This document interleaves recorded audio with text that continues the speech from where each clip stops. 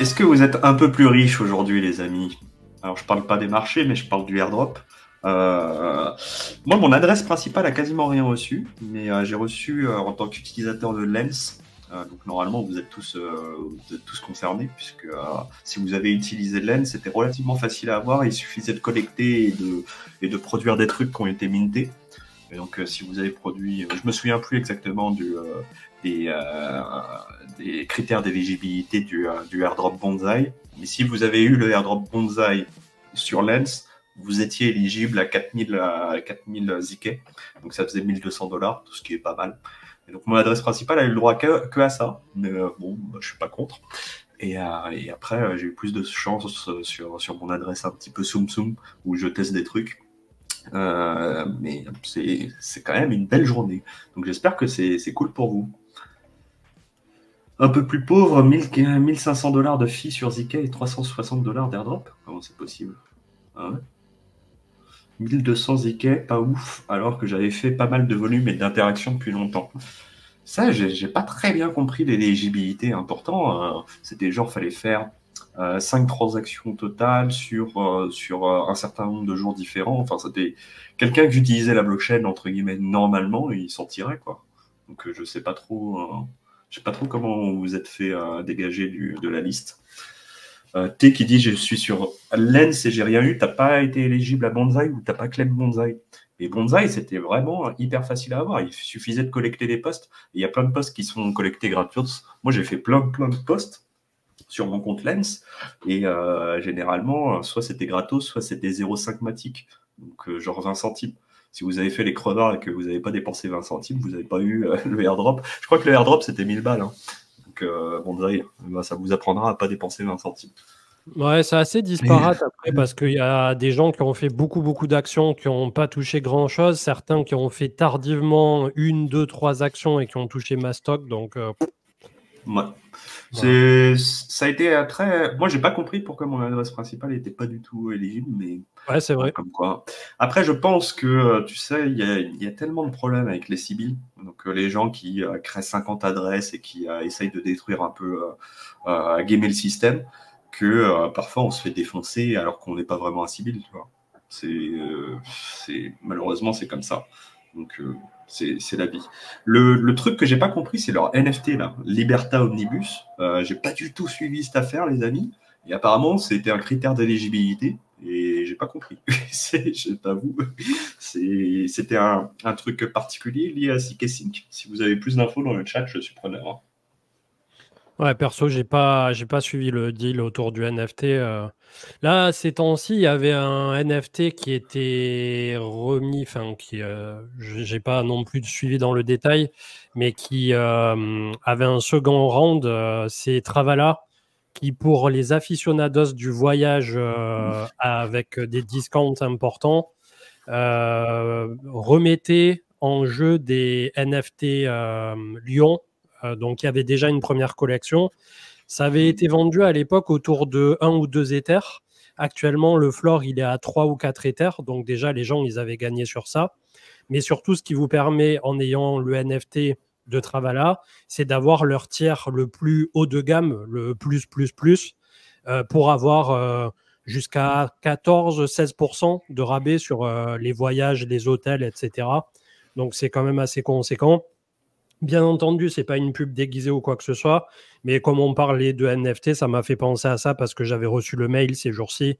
Et voilà, je fais passer le message. S'il y en a parmi vous qui sont ultra blindés et qui voyagent toute l'année, ou même pas blindés et qui voyagent toute l'année, ça peut faire des petites économies substantielles. Et surtout, il vous file un cashback de 5%, je crois, sur le plus haut tiers, peut-être 8%, en BTC désormais. Donc, éventuellement, bah, vos voyages vous permettront d'accumuler quelques fractions de BTC. Plutôt cool. Ça, il y a très très longtemps, je pense que personne ne s'en souvient. Comment ça s'appelait ce truc? BTU. Tu te souviens de BTU, CM? Le nom me parle, mais Bah, BTU, c'était une ICO, je crois qu'ils ont fait ça en 2018 ou un truc comme ça. ouais. Et le projet était bien, hein. Enfin, moi j'ai utilisé, j'ai loué des chambres d'hôtel avec et tu avais un cashback en BTU token aussi. Alors malheureusement, le token, il est allé aux portes de l'enfer. Je ne sais pas si c'est encore tradé. Ça, comme beaucoup d'ICO, Ça arrive, ouais, malheureusement. non. Salut les gars, désolé pour le retard. Bah, je sais pas, BTU protocole, ça s'appelle vaut 33 Verso, centimes. Ah, ça s'appelle Verso, peut-être, ouais. Ça a été Bon, en tout rebrandé. cas, 33 millions à 5 dollars de volume sur 24 heures. Bon, bah, salut mon pote. On t'aime, hein, mais bon, après, c'est comme Gecko. Peut-être qu'ils le prennent mal, mais ouais. Bon, ça valait 5 dollars au all-time high en 2021. Ça vaut 33 centimes maintenant. C'est comme ça. Mais par contre, j'ai utilisé l'application et l'application, c'était pas un scam, hein. Tu pouvais vraiment réserver des chambres d'hôtel. C'est ce que j'avais fait et j'avais eu un cashback en BTU token ou je me souviens plus exactement. Et c'est bien les projets qui font comme ça. Après, le projet marche ou marche pas, le token marche ou marche pas. Mais quand il y a une vraie application et que tu as un vrai cashback derrière, je vois pas pourquoi on devrait s'en priver. Ouais. Bah moi, là, à Travala, c'était Victor qui m'en avait parlé et qui voilà, s'en sert régulièrement. Et c'est vrai que sans aller chercher des tiers hauts, déjà de base, tu as 1 ou 2% de cashback sur tes voyages, mais surtout, Travala fait le boulot en amont d'aller te chercher le meilleur prix, etc. Bon, vous allez me dire comme beaucoup d'agrégateurs, sauf que la dernière fois, j'avais besoin de réserver un hôtel sur Londres et j'avais fait le comparo avec Booking. Je ne sais pas ce qui s'est passé. À un moment donné, juste avant un week-end ou quoi, on était à une quinzaine de jours de l'échéance. Je me suis retrouvé sur Travala à payer moins de 36% au total. Donc là, franchement, c'était le jackpot des familles. Clairement, très clairement. Je me permets de remercier le Boucle Rouge qui a offert 5 abonnements à la communauté. Ça fait 212 au total. Merci. Je pense qu'il se fait pardonner de ne pas avoir été le premier aujourd'hui. Mais en tout cas, plus sérieusement, merci de ton soutien indéfectible à cette chaîne, le Boucle Rouge. Et j'en profite aussi, KBX69 et CMLK, qui se sont abonnés également à la chaîne. KBX69, 42e mois d'abonnement, c'est presque le maximum possible. C'est ce qu'on appelle un vrai OG. Merci beaucoup. Il y a Vat qui demande tu pars où en vacances? On part pas, nous, on est toute l'année en train de travailler. Moi, je partirai en septembre. Je ne pars pas cet été, les amis. Donc, on est avec vous. Ouais. Bah, cet été, en plus, je sais pas ce que ça va donner les marchés là, mais à mon avis, c'est une bonne période, tu vois, pour couper des écrans et revenir frais comme un gardon en septembre, parce que là, pour le coup, ça se présente pas dingo, quoi. Il y a Mongok700 qui dit tu pars pour le bull run, mais effectivement, je pars avec la caisse aussi, n'est-ce pas? Pas pour le fan dump, normalement. Juste après. Exactement. Je donne et puis je fais bisous, je m'envole. Je vous ferai un petit tweet depuis l'aéroport. Bisous, je m'envole. avec les tokens qui vont à zéro. Il y avait Néo qui disait vous avez vu passer ce petit reportage sur une app qui tokenise les chevaux réels sur M6. Ils n'ont même pas mentionné blockchain ou décentralisation. Alors non, on n'a pas vu. Enfin, je pense pas. En tout cas, de nous quatre là qui sommes là ce soir. Moi, j'ai pas la télé, donc ça risque pas. Ouais, bah, je regarde quasiment plus non plus la télé. Ça, il y a quelques jours, là, j'ai vu que Cryptos, ils ont sorti ça, par contre, c'est excuse-moi, leur concours pour sélectionner les nouveaux projets pour leur nouvelle saison d'incubation. Et j'ai vu qu'il y avait une nana qui présentait, j'ai oublié son prénom, elle m'excusera, quelque chose sur la tokenisation de chevaux de course. Peut-être c'était exactement, ça, et ça a l'air plutôt bien son projet. D'ailleurs, l'émission, alors c'est forcément, je m'auto-fais de la pub parce que je suis dedans, mais franchement, l'épisode il est trop bien. C'est sympa. C'est hyper. C'est presque un peu trop rapide, un peu trop coupé, j'ai trouvé. Il y aura 4 épisodes en fait. C'est la journée. C'est vrai, mais les projets sont vraiment passés vite. Tu vois, on n'a pas eu le temps j'ai trouvé de tout capter parfaitement, d'en tirer la substantifique moelle, si je puis dire. Il faut bien commencer quelque part, hein. Mais en tout cas, moi j'ai une question par contre pour toi là-dessus, Marc. Oui. Je t'ai trouvé hyper bien habillé. Est-ce que tu as eu le droit à un coach vêtements ou pas de la part de la chaîne? Non, pas du tout, c'est mes propres fringues. C'est un peu. Alors, je peux le dire, t'étais particulièrement beau gosse. Ah bon. Bah, écoute, c'est comment dire, bah, merci, hein, n'est-ce pas? C'est peut-être que j'ai placé la barre tellement bas que mettre genre une chemise, ça. Là, tout de suite, tout le monde s'est dit waouh, ouais, le mec il sait mettre des chemises, quoi. Non, je sais pas ce que vous voulez dire. Je resterai sur le compliment. Pour la saison 3, il sort le Versace ou le haute couture. Je vais mettre des fringues de designer pour la saison 3. Il va arriver habillé comme SCH, tu vas voir, on va pas comprendre.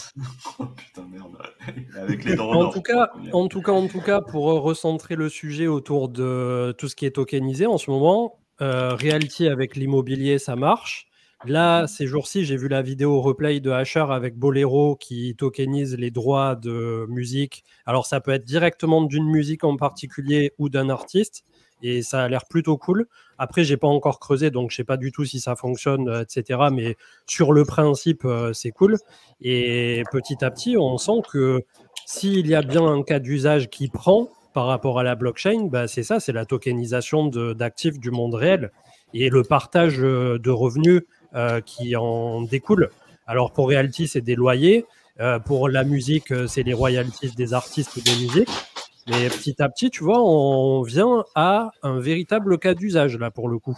C'est pas du blabla dans le vent. Bah, ça fait partie pour moi de la finance décentralisée, hein, au final, tout ça. Et ça reste le cas d'usage principal aujourd'hui en termes de volume et, sur la blockchain. Et effectivement, là, on est en train de discuter la DAO Aave pour faire une autre plateforme de tokenisation immobilière. Ça s'appelle Rental avec 2 A. Je crois qu'ils sont d'origine hispanique, si je dis pas de bêtises. Et ils veulent lancer un marché comme on a le marché Realty. Hein. D'ailleurs, si vous n'êtes pas au courant, il existe un marché Realty sur la Gnosis Chain de Aave qui permet d'utiliser votre tokenisation immobilière comme collatéral pour emprunter des stablecoins. Et ça a pas mal de succès à son échelle. Hein. Je crois qu'on a 40 millions de dollars dedans, ce qui est plutôt respectable, hein, vu la taille de Realty. Ouais, vous pouvez emprunter à hauteur de 50%. Donc, pour être liquidé, il faudrait que le sous-jacent perde 50%, ce qui, quand même, en immobilier, est assez conséquent. On aurait d'autres problèmes. Je pense que si l'immobilier perd la moitié de sa valeur, comment te dire? Surtout qu'on n'a pas de... Enfin, généralement, vous avez plusieurs propriétés. Enfin, moi, je sais que là, sur Realty, je sais pas combien j'en ai. Mais j'en ai tout un panier parce que c'est rare de mettre tous ses sous sur le même panier. Et, généralement, j'achète des tokens Realty quand ça sort, mais j'en achète pas pour des milliers et des milliers d'euros d'un seul coup, quoi. Donc, au final, il faudrait que toutes les maisons que je possède et que j'utilise en collatéral se pètent la gueule en même temps. Ce qui me semble, voilà, ça peut exister. Hein, le risque zéro n'existe pas, mais c'est un risque auquel je suis confortable personnellement. Après, voilà, tout emprunt, il y a des taux d'intérêt à payer. Enfin, voilà, c'est pas gratuit. Ouais. Bon, on va pouvoir attaquer les petits sujets. Je vais peut-être faire une micro-analyse technique, mais vraiment vite fait de chez vite fait. Et ensuite, on parlera un peu de tout ce qui est en cours en ce moment, de ce vers quoi on peut potentiellement se diriger. Et puis voilà, hein, on aura l'avis de tout le monde. Alors au niveau du cours en tant que tel, 2 solutions s'offrent à nous pour cet été. La première, on est de nouveau, comme je disais dans l'émission de ce matin, dans une contraction de prix comme entre l'été et l'automne 2023. Ce qui, franchement, ressemble plutôt pas mal à ceci près que là, on est sur quand même un ATH. On est pas loin des 70, donc voilà, c'est une zone de travail assez conséquente. Ou bien, si ça venait à se gâter, eh bien, on aurait la phase de distribution qu'on avait eue sur le top, le premier en tout cas, de 2021, avec des targets qui seront beaucoup plus basses et une en tête de liste ici qui serait plutôt pas mal autour de 48 000 $, 48-49, où nous attend le 0,618 de Fibo. Donc, en gros, on aurait une figure où basiquement on a fait vraiment une très belle, un très bon rounding bottom ou quelque chose qui pourrait s'y apparenter, et on viendrait chercher une contraction beaucoup plus bas comme ça pour peut-être avoir une très jolie séance par la suite qui nous amènerait là aussi en termes de délai plutôt au premier trimestre, voire semestre bien entamé pour 2025. Donc dans tous les cas, je pense que au niveau du calendrier, ça collerait plutôt pas mal d'avoir un truc qui se reprendrait un peu autour de l'automne.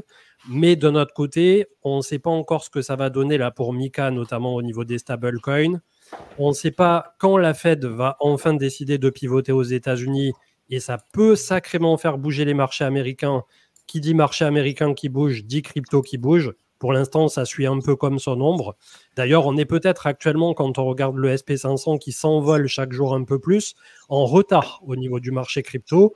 Donc, tant que le marché américain bouge positivement, le marché crypto n'a pas de raison valable de rentrer dans une période de baisse un peu plus prononcée. Mais comme d'habitude, voilà, je me méfie et on part à toute éventualité. Donc, les plus optimistes diront qu'effectivement, on est dans la même contraction que l'été 2023, à l'automne. Les pessimistes y verront une correction un peu plus marquée. Dans tous les cas, un horizon de temps un semestre supplémentaire déjà à fin 2024. Je pense qu'on aura eu le pivot de la Fed, ou à minima l'annonce du pivot, en nous disant en février 2025, ça y est, on commence à baisser, et ensuite on baisse de temps chaque trimestre, ou le nouveau président des États-Unis, et ou d'ailleurs qui pourrait aussi apporter son petit renouveau au niveau des marchés. Et quand on voit à quel point désormais c'est devenu un vrai enjeu et sujet politique aux États-Unis, que ça soit du blabla bullshit ou que ça soit réel et soutenu derrière, je pense quand même que ça aura son petit impact selon le prochain président des États-Unis, sachant que ça aussi c'est le consensus des banques américaines actuelles, le marché price l'arrivée de Donald Trump au pouvoir. Donc les marchés sont dans un mood actuellement où ils pensent que ça sera lui qui va passer, ce qui a l'air plutôt pas mal engagé sans rentrer dans la politique, voilà. Mais très dur en politique de vendre la peau de l'ours. Ouais, non, clairement. Mais j'ai rarement vu autant de consensus avant une élection. Après, on va essayer d'équilibrer les choses. Peut-être que c'est l'effet réseaux sociaux. C'est-à-dire que les réseaux sociaux et l'algorithme te montrent naturellement des choses qui sont en résonance avec nous. Et je pense que nous, en tant qu'audience, on a pas mal entraîné nos algorithmes pour les sujets crypto. Et du coup, peut-être que les seuls Américains qu'on voit sur les réseaux sociaux, c'est des gens qui sont pro-Trump parce que Trump s'est déclaré très, très fortement en faveur des cryptos. Donc ça pourrait être l'élément de surprise. Mais lorsqu'on regarde les sondages objectifs, Trump est donné largement gagnant pour l'instant. Donc voilà, peut-être qu'on se fait retourner le cerveau par les réseaux sociaux, mais j'ai l'impression que ça a un peu cuit pour les démocrates cette fois-ci. Moi, je te rejoins. Il ne faut pas vendre la peau de l'ours avant de l'avoir tué. Et moi, je sens qu'on est dans la période des dingueries. Donc ça ne m'étonnerait pas qu'on ait aussi de la dinguerie de l'autre côté de l'Atlantique. Je ne sais pas quel type de dinguerie, hein, mais de la surprise, quoi. Va falloir. Bon, est-ce qu'on met les pieds dans le plat du sujet politique ou est-ce qu'on fait comme si ça n'existait pas, non, on est obligé de mettre les pieds dans le plat, mais là, il n'avait pas l'air en forme, tu vois ce que je veux dire. Et des mois, des fois. De quoi, Biden ou Trump? Non, Biden. Biden, oui, il n'est pas en forme du tout, le garçon. Hein. Ouais, mais il doit faire 4 ans de plus, là. Bref. Enfin, voilà. Après, un autre biais que tu n'as pas dit, Marc, c'est que tendanciellement, les instituts de sondage américains sont tendanciellement moins bons que les instituts de sondage français. On a une qualité de sondage en France qu'on n'a pas nécessairement aux États-Unis. Ça, j'ai pas cette information, mais effectivement, si c'est le cas, ça peut être intéressant. Je pense que CN, tu mets les pieds dans le plat directement sur le sujet politique. Vous dites politique, moi j'affiche le CAC 40 direct. Hein, c'est pas... attention. Non, mais pour moi, c'est très, très clair. C'est que pour l'instant, le marché price une incertitude politique au niveau français. Alors on s'excuse puisqu'on est une chaîne francophone et qu'il y a beaucoup d'entre vous qui nous écoutent en dehors de la France et beaucoup de Français qui ont quitté la France aussi et on vous salue. Donc peut-être que ça vous intéresse moins, mais il est vrai qu'il y a très probablement un renversement du statu quo politique en France dans les prochaines semaines. En tout cas, il y a une dissolution de l'Assemblée et il y a des élections dans 15 jours, littéralement dans moins de 15 jours. Alors, on n'est pas là pour vous dire votez pour ci, votez pour ça. C'est vraiment pas le sujet de la chaîne. Nous, on reste sur la crypto et on respecte vos votes, quels qu'ils soient, et ça ne nous intéresse pas. Et on vous demande un peu de retenue dans le chat parce que c'est pas l'objet de la chaîne. Si on met les pieds dans le plat sur le sujet crypto, où le parti qui est favori, il n'est pas connu pour être pro-crypto.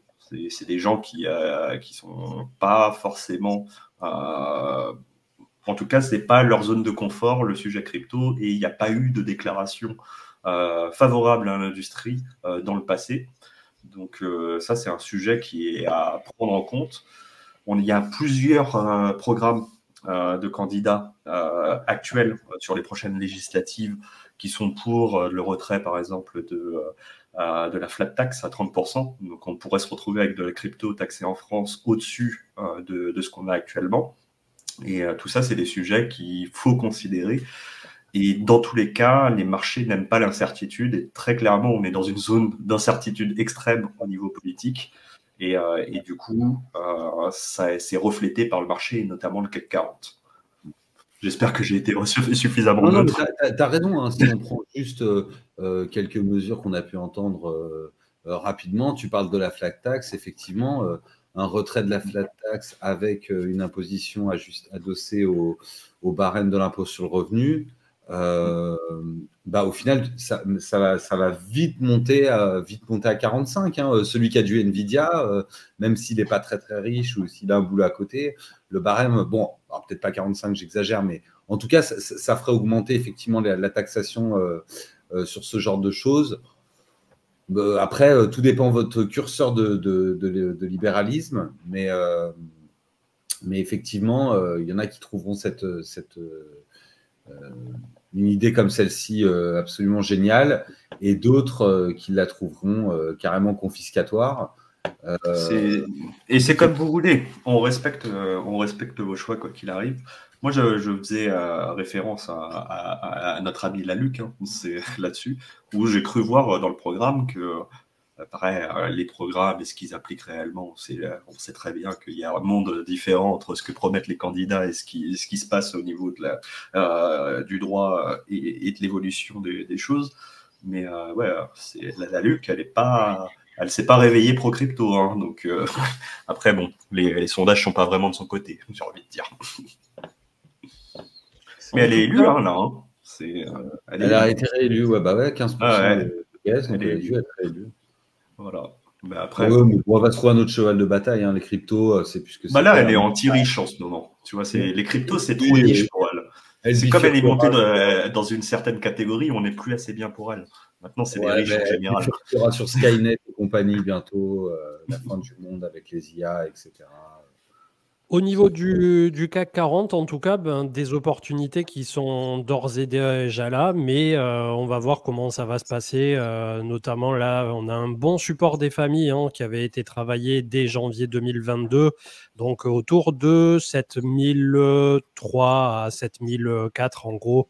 On a une petite fourchette de 100 points là, sachant qu'on vient quand même de quasi 8300 points. Donc ça peut paraître anecdotique quand on regarde les indices comme ça, mais c'est déjà des purges qui sont dans l'air du temps, des purges normales, puisque là, vous avez la plus grande qui était le crack Covid, on avait fait moins 40, mais bien entendu que ça ne peut pas servir d'exemple. C'est quelque chose à pondérer au travers du temps, comme le signe noir que c'était, mais quand on prend les retracements majeurs du CAC 40, on est plutôt sur du moins 10 à moins 15 hors signe noir ou hors crack absolu, on va dire. Tiens, ça c'est intéressant. Je ne sais pas si ton chart va aussi loin, probablement pas. Je ne suis même pas sûr que le CAC 40 existait à l'époque, mais les années 80, il s'est passé quelque chose au niveau politique et je suis pas sûr On que a ça ait 87 là le départ du chart. Ouais, donc il n'y a pas de 81. Ça, malheureusement, on n'est pas assez vieux pour s'en souvenir. Je me souviens plus effectivement. Parce que je pense qu'entre 81 et 83, qui a été le revirement un peu austérité libérale du Parti socialiste à l'époque, quand on lit les livres d'histoire, on a l'impression que c'était panique à bord en France. Moi, j'étais pas né, hein, donc j'ai pas d'idée là-dessus. Et je pense que ça a été 2 années économiques qui n'ont pas été vraiment très intéressantes sur les marchés financiers français. Mais je suis trop jeune pour savoir. Donc, si vous êtes un peu plus ancien dans le chat et que vous vous souvenez de comment ça s'est passé sur les marchés et sur la bourse française entre 81 et 83, ça m'intéresserait. Ce serait un point de comparaison intéressant. En tout cas, là, quand on regarde la bulle de 2000, tu vois, c'était moins 65. Après, il y a eu les subprimes, ça a été moins 59, allez, moins 60. Et là, on avait fait, comme je viens de le dire à l'instant, moins 40 à peu près. Donc, on voit que finalement, même au niveau du CAC 40, au travers du temps, petit à petit, la volatilité se tasse au fur et à mesure que ça fait exactement comme sur Bitcoin. Ça monte moins, on perd moins, mais ça monte quand même depuis les années 2010, là, un peu assez constamment. Mais je veux dire, quand on regarde la bulle.com, quand on regarde les subprimes et quand on regarde que le monde s'est mis à l'arrêt au moment du crack Covid, c'était quand même quelque chose qui aurait pu et qui aurait dû déclencher le même genre d'amplitude que 2000 ou 2008. Donc, on a quand même malgré tout sur ce chart, depuis une dizaine d'années, une quinzaine d'années, une économie qui a l'air, sur le papier, de se montrer plus résiliente. Ouais, mais alors, si tu regardes les... Pardon, vas-y Antoine. Ce qui serait intéressant que Sam ajoute sur son graphe, c'est le CAC 40 NR, Net Return, et donc qui contient les dividendes réinvestis. Un autre point d'intérêt aussi de comparaison, c'est pour moi le plus gros impact économique qu'un pays européen peut faire, c'est un retrait du marché commun. Alors, ça peut avoir des aspects positifs ou négatifs. Vous pouvez penser que c'est une bonne ou une mauvaise chose, mais se retirer du marché commun européen à court terme, ça ne peut pas avoir d'effet positif. Vous pouvez penser qu'à moyen et à long terme, c'est votre truc, il n'y a pas de souci, mais sortir du marché commun européen et éventuellement sortir de l'euro, ça peut avoir un impact assez important. Et quand tu regardes le marché britannique, qui n'ont jamais été membres de l'euro, hein, bien sûr, hein, mais ils avaient des règles un peu spéciales au niveau du marché commun européen. Mais on regarde le marché britannique, depuis le Brexit, il est en berne totale d'un point de vue financier. Et il sous-performe surtout le SP500, mais l'Europe aussi, mais des indices européens. Le SP500, c'est un délire en tout cas. Là, c'est vraiment très, très haussier. D'ailleurs, quand on compare par rapport au CAC 40 qu'on vient de voir juste avant, c'est vraiment très, très pentu, hein, le SP500. Ouais. Aujourd'hui, on se demande pourquoi avoir autre chose. En vrai, un ETF SP500, tu fais un DCA dessus et c'est difficile de surperformer. Il y a très très peu d'actifs qui le surperforment. Alors bien sûr, on peut citer des Nvidia, on peut citer du Tesla, on peut citer du GameStop quand ça va bien, même si GameStop, je pense qu'il va y avoir beaucoup de volatilité dans les deux sens. Mais le SP500, c'est dur de se louper, hein, franchement. Hein. Et je viens de voir ça là en même temps que je l'affiche. Je ne sais pas si c'est nouveau, si c'est récent ou si je ne l'avais jamais vu. Ils affichent des datas jusque dans les années 1871 pour le SP500 en petit pointillé. Je vais vous le tracer là. Je vous le trace pour que vous le voyez parce que vous allez avoir moins de définition de votre côté, donc vous ne le verrez pas. Mais en gros, voilà, je vous le trace à la main pour que vous voyez, tac, tout le monde. Et c'est quoi cette chute impressionnante là? C'est 29. Ouais, 1929. C'est 29. Ah ouais. Ah oui. Après, il y a un biais aussi. Hein. Il y avait moins d'entreprises en bourse. C'était des entreprises, sans doute, les chemins de fer, des choses comme ça. Et du coup, moins 83% en 29. Ah putain. On l'apprend pas à l'école pour rien. Hein. Ah, t'imagines le jour où on prend ça là? À moins 83%. Bah, on le prend dans la crypto, hein. Franchement. Hein. Ouais, on l'a pris il y a 2 ans. Tous les 3 ans, on a notre 29 dans la crypto. Oh, putain, mec. T'imagines à moins 83% sur le CAC 40 aujourd'hui. Ah, il y a des suicides. Hein. Malheureusement, à l'époque, il y en a eu aussi, des suicides. Ah ouais, ça c'est triste. Hein. Les envols depuis les hauts début. Il y a beaucoup de gens qui se sont ruinés en 29 et quelques-uns qui ont su tirer profit de la situation, qui avaient peut-être les reins un peu plus solides, des meilleures connexions ou une meilleure vision tout court aussi du marché. Mais c'est vrai que c'est une époque où je pense que tu as beaucoup de très riches qui sont devenus d'un seul coup très pauvres instantanément et des nouveaux riches aussi qui se sont créés et une petite infime poignée de très riches qui sont passés au travers et qui sont devenus après les gigapontes. Je ne sais plus au niveau des dates si ça colle 29 ou si c'est avant, après. Il faudrait que je révise mon histoire. Mais les Rockefeller, les Rothschild. Ouais, voilà, Carnegie et tout là. Ah, Carnegie et tout, c'est avant. Hein. C'est ce qu'on appelle le Gilded Age, comment on dit en français, je sais pas. L'or, le plaqué or, l'âge plaqué or, je sais pas comment on dit. Hein, désolé, mais c'est avant. Hein. C'est Standard Oil, etc. C'est avant le XXe siècle. Et c'était le premier cas de monopole absolu qui a mené l'État à fourrer son nez dedans et à commencer à savater, quoi. Et si je dis pas de conneries, Theodore Roosevelt, qui fait le trust, excusez-moi, je sors les vieux souvenirs, donc si je suis pourri, désolé. Theodore Roosevelt, il est président juste avant la Première Guerre mondiale, non? Attends. En vrai, l'histoire, c'est trop intéressant de ouf parce que tu arrives à reporter des trucs qui se sont passés de 100, 200 ans en arrière à des situations actuelles. Et ça, franchement, c'est énorme. 1901-1909, les mandats de Theodore Roosevelt, Teddy Roosevelt. Et il est mort juste pendant la Seconde Guerre mondiale, 6 janvier 1919. Ouais, ça fait penser, au film, comment il s'appelait, There Will Be Blood, où ça se passait justement sur la ruée vers le pétrole, l'or noir, à la fin du 19e siècle, et ça se finit vers 1929, quelque chose comme ça avec la crise.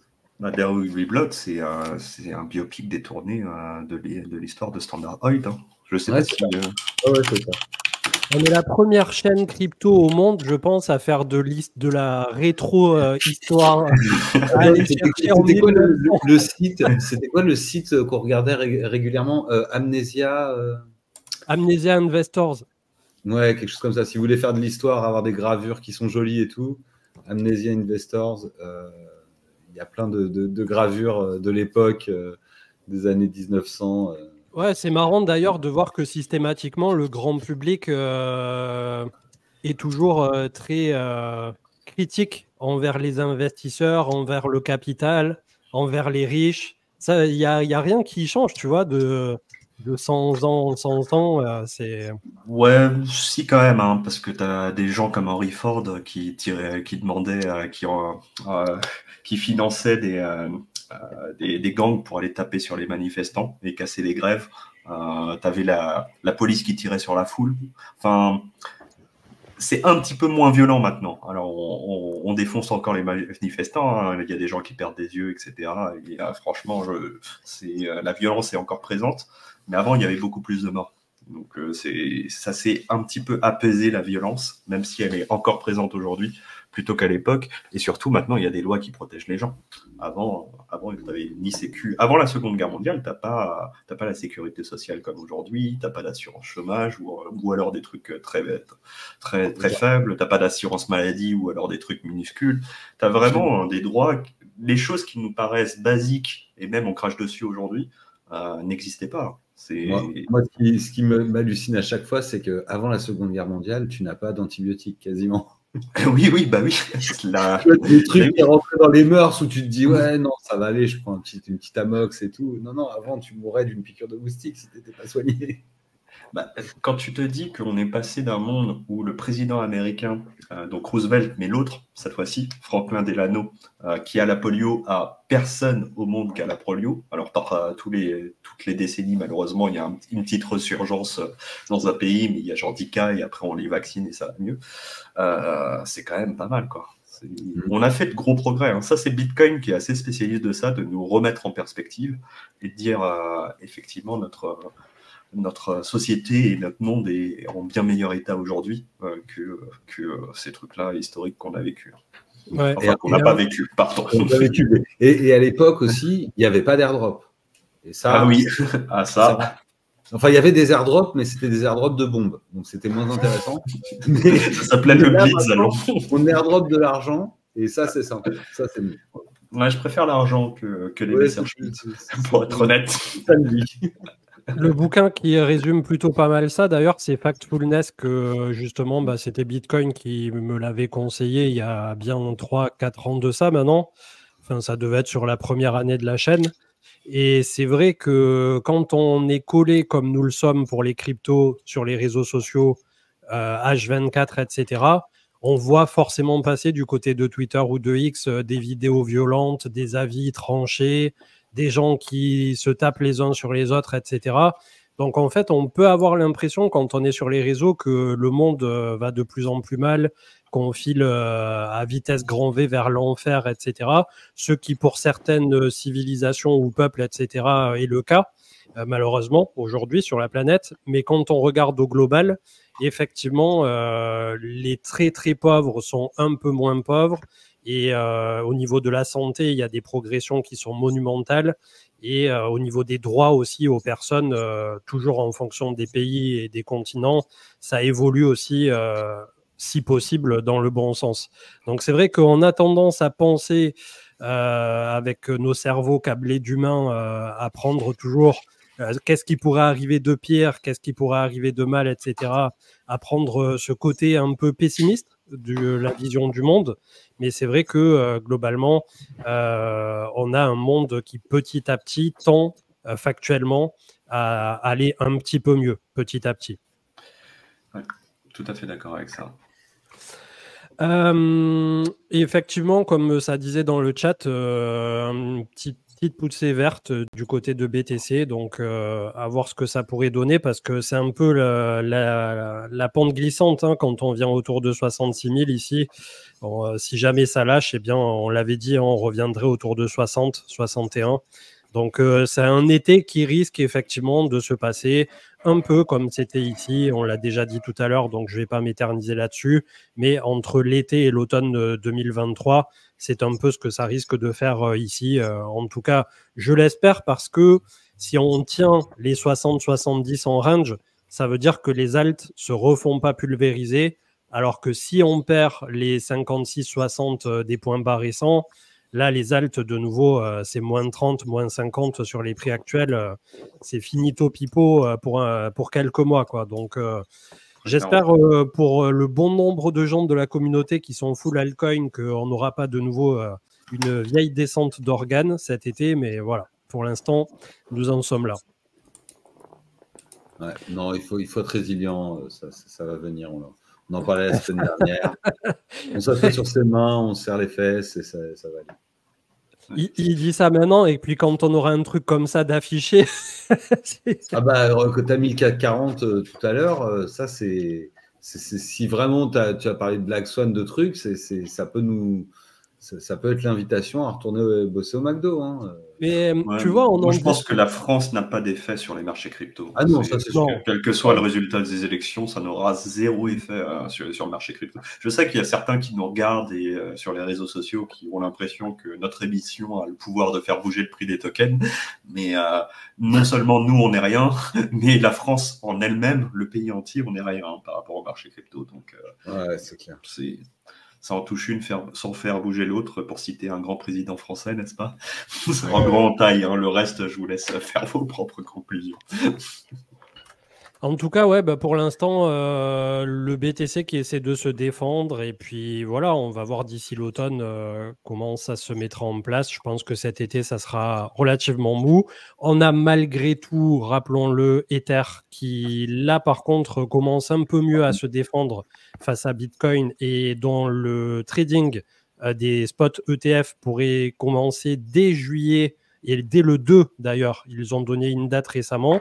Ça reste des suppositions et des bruits de couloir, mais qui ont été mis en avant par Eric Balchunas, qui est très au fait du dossier. Donc, est-ce que la SEC va approuver dans une quinzaine de jours le deuxième volet qui permettra d'attaquer le trading, ou est-ce qu'ils vont l'approuver et qu'ils vont dire finalement vous commencez qu'en septembre ou en octobre? En tout cas, on est dans cette attente sur un Ether qui pour l'instant semble un peu moins nerveux que Bitcoin et un peu mieux soutenu au vu notamment des 250 000 Ethers qui ont été accumulés la semaine dernière par différentes whales. Donc ça accréditerait la thèse d'un soutien peut-être et d'une rotation vers la seconde crypto-monnaie du marché. J'ai vu qu'ils allaient justement, qu'il y avait eu un roulement, qu'il y avait eu plus de 50 000 bitcoins qui avaient été vendus par des whales et qu'ils avaient acheté, pas loin de, alors je ne sais plus si c'était 270 000 ou 400 000 Ethers, un petit peu moins en termes de dollars, 3 milliards d'un côté, 2 milliards de l'autre, mais il y avait l'air d'avoir un petit roulement des familles comme on aime. De toute façon, on a une Bitcoin dominance qui est très haute. Moi, c'est ce que je dis à chaque fois.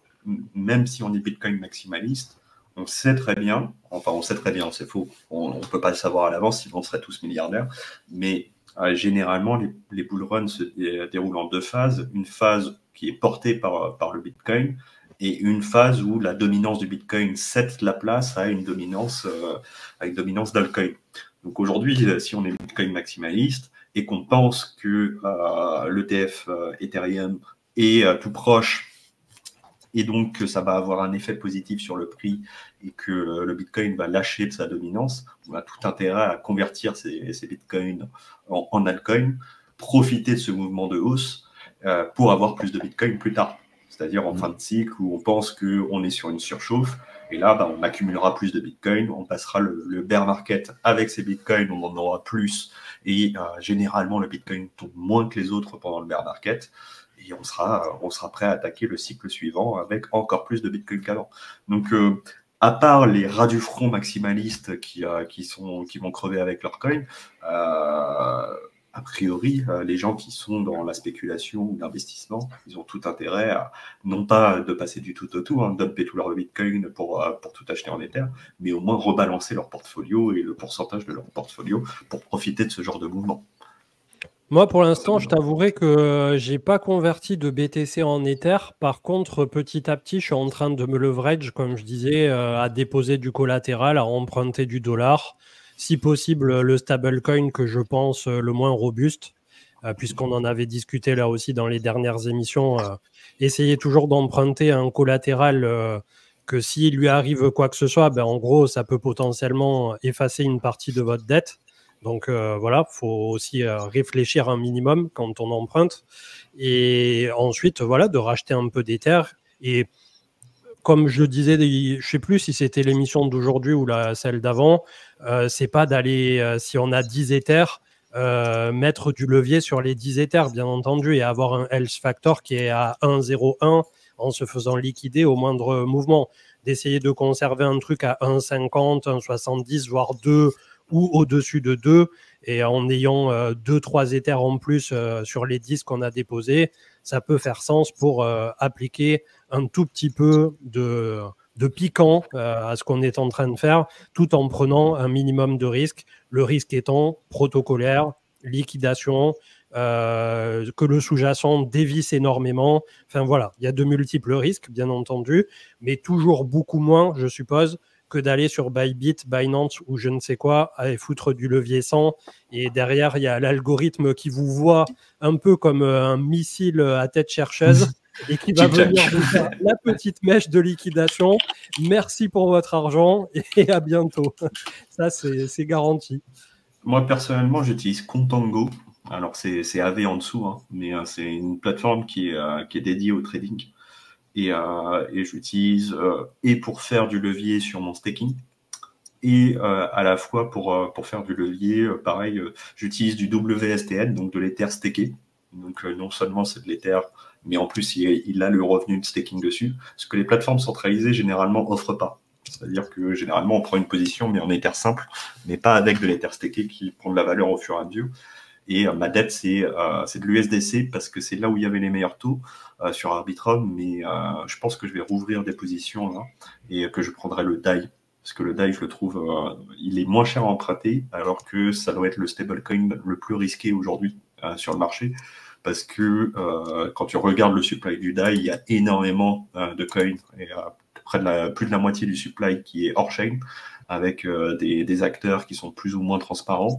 Et l'autre moitié, c'est un levier sur Ethena. Alors Ethena, c'est pas un scam, mais les proportions du supply de DAI et leur manière de gérer les choses un peu à la one again fait que moi je suis plus contre. Ouais, tu vois, si je dois choisir entre USDC et DAI au même prix en dette, bah, je prends du DAI. C'est au pire, ça pète.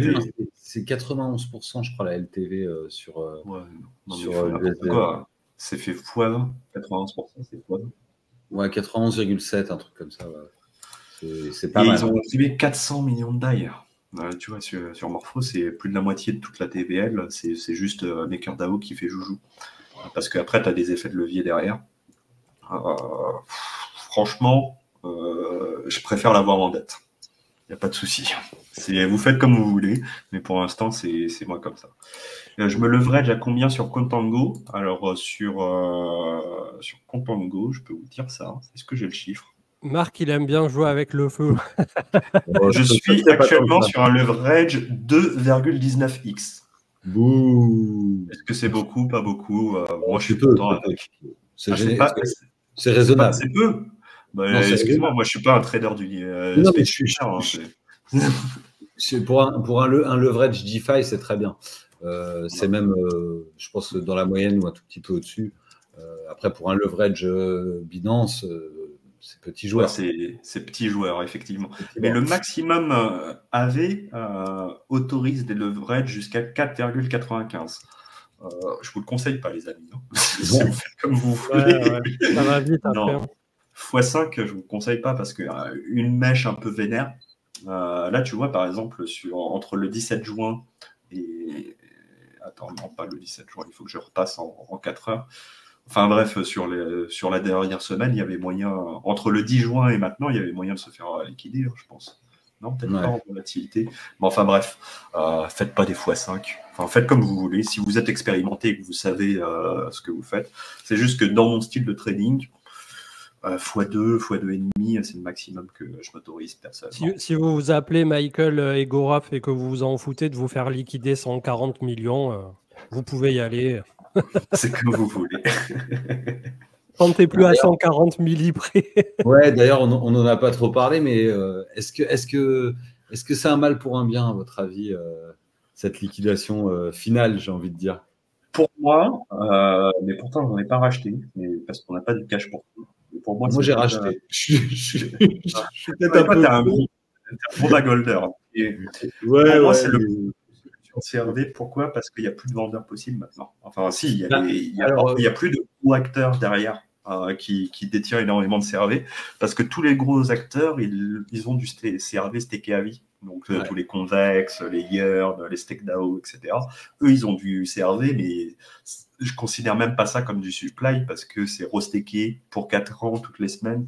Donc, a priori, ce sera plus jamais disponible. C'est comme si c'était retiré de la circulation. En tout cas, sur l'adresse de Michael, j'ai été regarder un petit peu. Il lui reste à peu près 8 millions de tokens à toucher d'ici la fin août.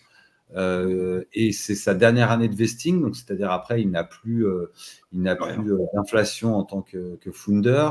Et il a à peu près 40 millions de CRV qui doivent servir de collatéral à droite à gauche. Donc, on va dire, grosso modo, il doit lui rester 50 millions de CRV, donc ce qui n'est pas une position monstrueuse. Et il y a aussi une inflation qui diminue énormément, qui passe de quelque chose comme 26%, 23%. On doit passer à quelque chose comme 6% pareil au mois d'août. Donc, c'est aussi intéressant. Ce pas des conseils d'investissement que je fais, mais le all-time low de CRV était aux alentours de 32, 33 centimes. Il a fait un spike à 22 centimes. Je vais pas dire, j'ai pas posé la maison, hein, loin de là, hein, mais pour moi, en tant qu'holder, j'en ai racheté un petit peu parce que bon, ça fait quand même des revenus et ça paye des revenus passifs. Et il y a eu des gros achats, hein, des gros lockings cette semaine. Parce que, en règle générale, entre ce que ça va coûter à acheter et ce que ça va rapporter en étant loqué, c'est plutôt pas mal. Et là, on va être payé en stablecoin, en CRV-USD, normalement, si je ne dis pas de bêtises, dans les semaines qui viennent. Et ça bosse en moyenne. Enfin, moi, ça fait 2 ou 3 ans que ça travaille entre 30 et 50% par an, quoi. Donc, ça reste un investissement qui est pas dégueulasse quand on est sur du long terme. Quand on est sur du trading. Après, quand tu vois combien a perdu le token, c'est bien beau d'annoncer des rendements à 30-50% annuels, mais si tu perds moins 99, perso, j'y touche pas avec un bâton. Ouais, mais t'es payé en cash, Sam. T'es payé en dollars. C'est ça la différence. Alors après, moi, je te l'accorde. Hein. En fait, ce que je dirais, c'est que en comparaison à si tu avais vendu au top, ouais, effectivement, tu es perdant tous les jours, quoi. Noximus dans le chat nous dit j'ai vendu à 6 $ le CRV. Ouais, non, mais tu as fait la bonne affaire, tu as fait le bon coup. Il fallait vendre à ce moment-là et racheter au plus bas. Mais en termes de dollars, c'est-à-dire les dollars que tu as pu dépenser quand tu as acheté, en comparaison à ce que ça peut rapporter, à 50%, normalement, je dirais qu'en 2 ans et demi, tu récupères ton invest. Et ça fait déjà à 23 centimes. Moi, j'ai hésité très sincèrement non seulement à acheter, mais aussi à faire une proposition pour que l'AVDAO rachète massivement. Parce qu'à 23 centimes, c'était sexy. D'ailleurs, ça a fait un bump de 35%. Et surtout, il n'y a plus cette épée de Damoclès du founder maintenant. Et comme c'est un projet qui n'a pas de VC, il n'y aura plus d'histoire comme ça. Là, c'est passé. Donc, pour moi, c'est le bottom générationnel. Et CRV a eu son Ethereum et son STETH à 800 $ moment. Et je suis un peu persuadé de ça. Je pense que le bottom, le all-time low du CRV, c'était il y a 5 jours, quand il y a eu ce truc-là, et que maintenant, soit ça stagne, soit ça monte. Alors que moi, je pense que je peux pas avoir 50 lignes sur mon portfolio, et moi, CRV, c'est pas un actif forcément où je vais me déployer personnellement, parce que dans mon portfolio personnel, je suis déjà, du fait du AV token, ultra lourd DeFi. Donc, tu vois, quand j'investis, j'essaye de sortir de ma verticale DeFi parce que, naturellement, du fait de mon travail chez AV, je suis déjà ultra lourd dans la verticale DeFi. Mais en soi, je pense que c'est pas déconnant parce que c'est une machine à thunes, Curve, en termes de fees qui sont générés. Et actuellement, on est sur une FDV à 700 millions. Je crois que c'est tombé en dessous de 500 millions en full diluted valuation. Donc, vraiment, le supply tel qu'il sera dans je ne sais pas combien d'années, parce que l'inflation, elle dure longtemps sur ce token. Elle dure 100 ans. Pour moi, c'était une très, très bonne affaire. Mais voilà, je ne l'ai pas saisi.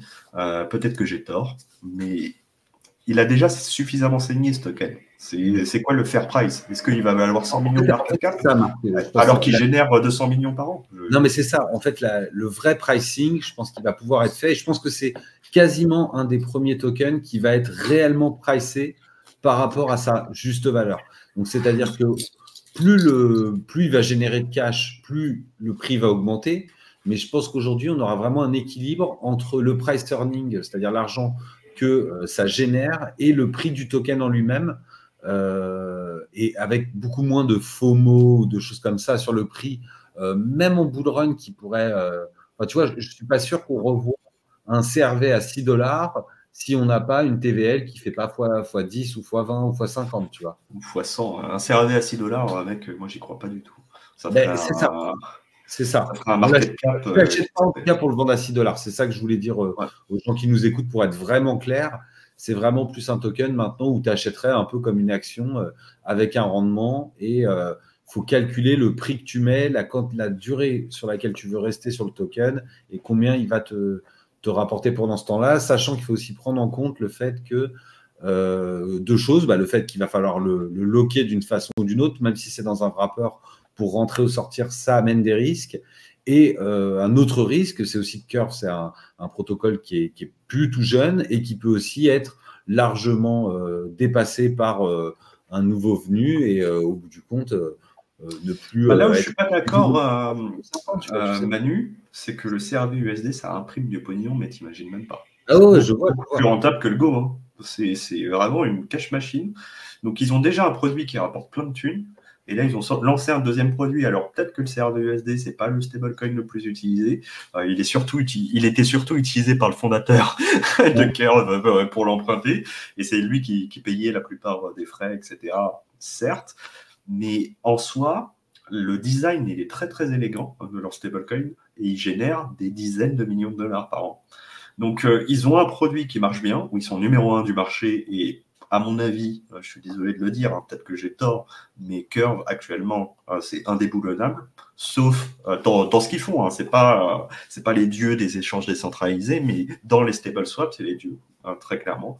Et il faudrait un nouveau protocole qui soit une révolution pour leur prendre cette place aujourd'hui. La deuxième chose, c'est que le CRV-USD, ça imprime de l'argent. Donc, à partir du moment où tu as deux produits, une équipe qui arrive à produire deux produits qui génèrent énormément de profit, et que la team continue, enfin, le mec de Curve, même s'il a perdu beaucoup d'argent la semaine dernière, t'inquiète pas, il en a plus que nous tous réunis. Et je pense que nous tous dans le chat réunis, ça inclut les gens qui nous regardent, etc. Ouais, donc, je suis pas trop inquiet pour lui. Il n'a pas besoin de ça pour payer ses factures. Il va pas avoir besoin d'aller bosser à McDo et retourner des steaks. Donc, il peut continuer à se développer sur Curve.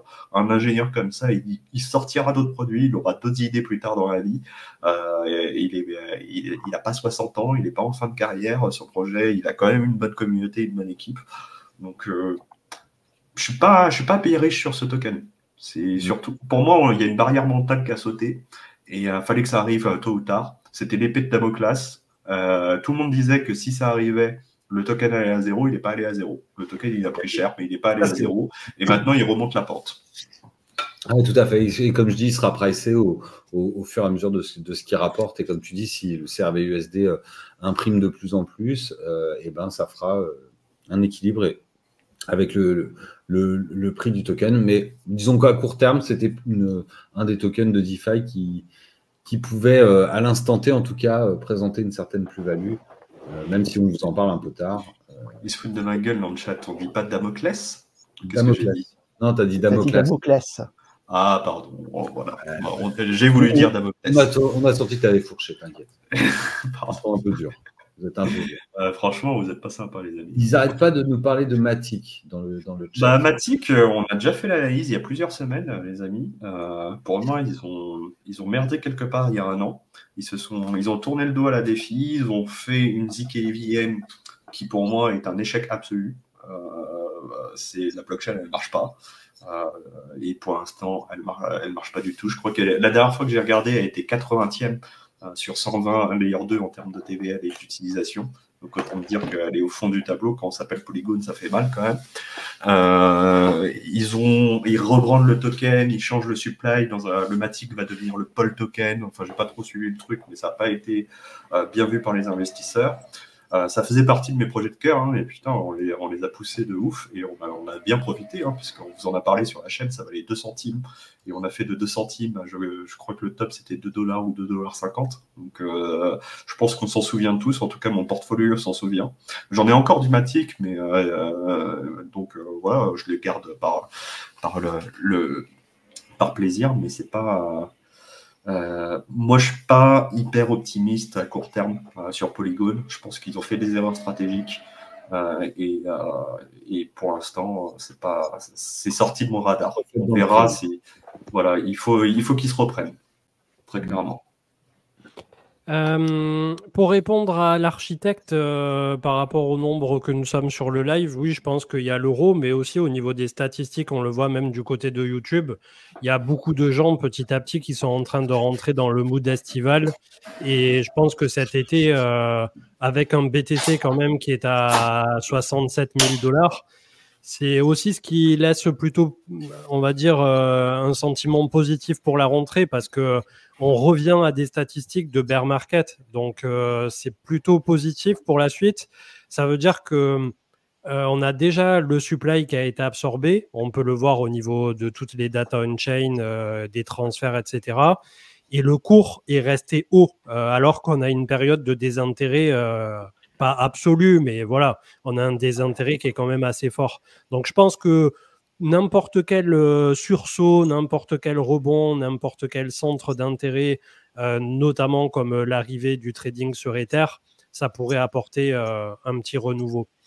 J'en profite sans transition pour passer sur Tesla vite fait, puisque je ne sais pas ce que vous en pensez, mais on a eu le comeback du package qui avait été signé pour Elon Musk de 56 milliards de dollars, si je ne dis pas de bêtises. Donc, millions Non, milliards. Non, milliards. 56. Il va pouvoir se racheter des Twitter. Bah ouais, Twitter, c'était 44 milliards, mais d'où ça sort, quoi?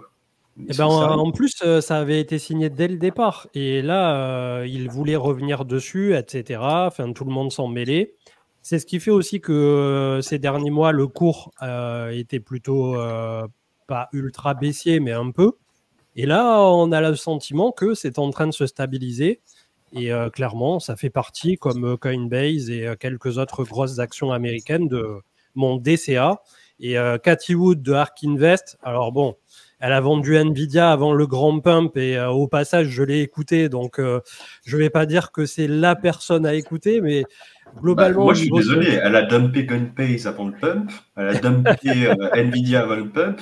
Moi, je la prends et je la mets à côté de Jim Cramer. Si elle dit un truc, je fais le contraire maintenant. Je suis désolé, mais tu construis une réputation sur des décennies et tu la perds sur quelques calls comme ça. Au niveau des projections qu'ont fait Ark Invest, c'était pas elle directement qui faisait du forecast en mode blabla. Ils ont un bear case qui serait pour à 2028 ou 2030, 2000-2200 $ pour Tesla au niveau de l'action. Donc, je sais pas. Il faut voir, en fait, Tesla par deux prismes un peu différents. Le premier, c'est est-ce qu'ils vont réussir le pari sur la robotique et l'IA? Et à ce jeu-là, Elon Musk, il est quand même assez fort en général dans les projets dans lesquels il se lance.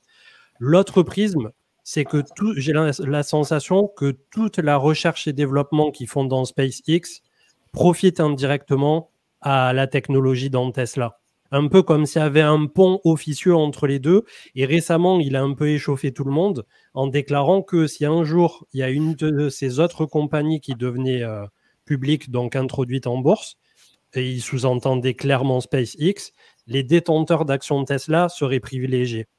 Donc, petit à petit, c'est en train de se mettre en place. Je ne sais pas ce que ça peut donner, mais admettons que Tesla, dans un monde dystopique d'ici 2030, fournissent 80% de tous les robots humanoïdes au monde et finissent à la première compagnie à 10 000 milliards. Voilà. Est-ce que l'action ne vaudrait pas, est-ce que le jeu n'en vaudrait pas la chandelle?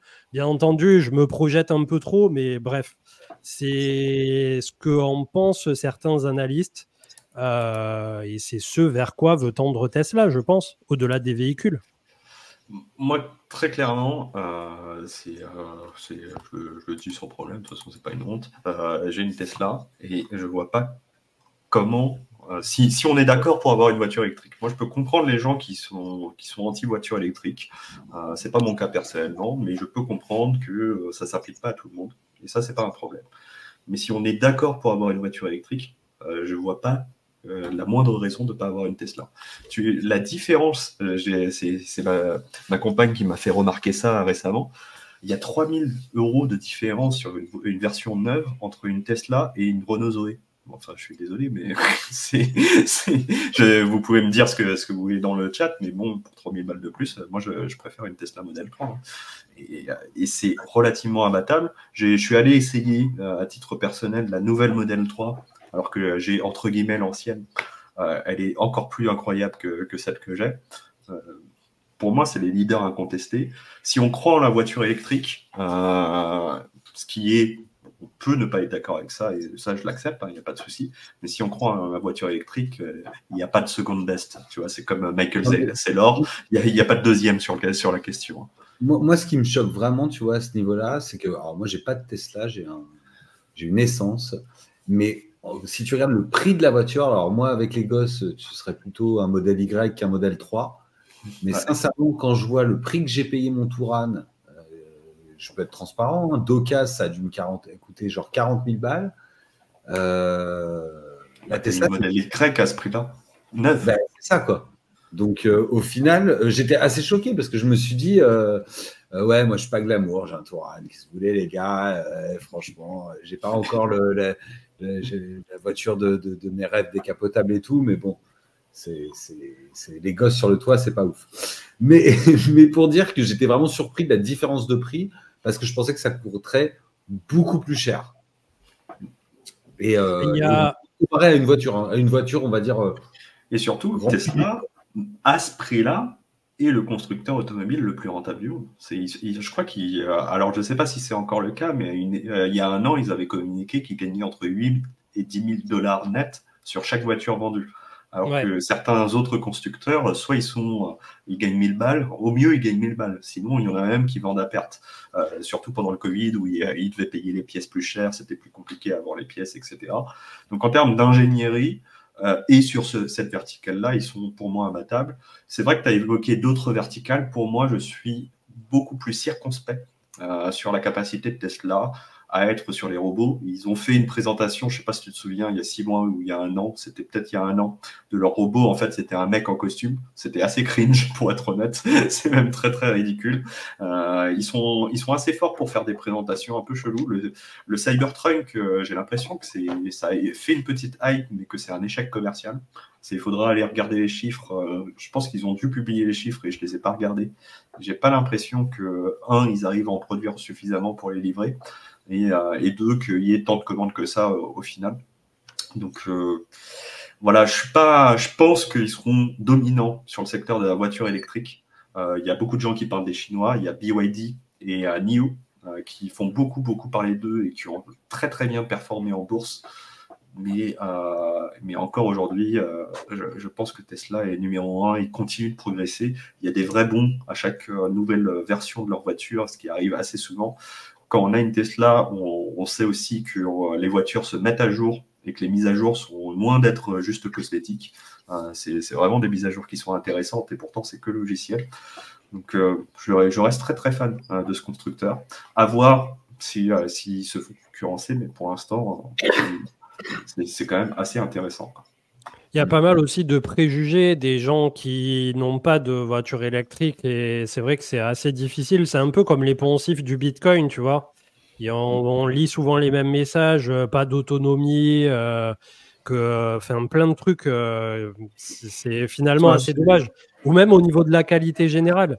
Tu prends la dernière Model 3, là, personnellement, j'ai eu divers véhicules relativement haut de gamme ces dernières années. Et tu prends la dernière Model 3, elle a clairement pas à rougir au niveau de l'intérieur, de l'équipement, du ressenti global. Et comme tu dis, avec les bonus, les éco-bonus et tout ça, c'est des voitures qui tombent à 35K, je crois, dans ces eaux-là. Donc, j'ai un copain qui est venu me voir il n'y a pas longtemps, il avait une belle Mercedes. Et effectivement, à l'intérieur, alors oui, tu as les sièges qui te font des masses-passes, tu as les coutures et les finitions sont bien faites, etc. Et c'est vrai que des constructeurs comme BMW, comme Mercedes, ils ont 100 ans d'histoire. Donc, ils ont 100 ans d'expérience.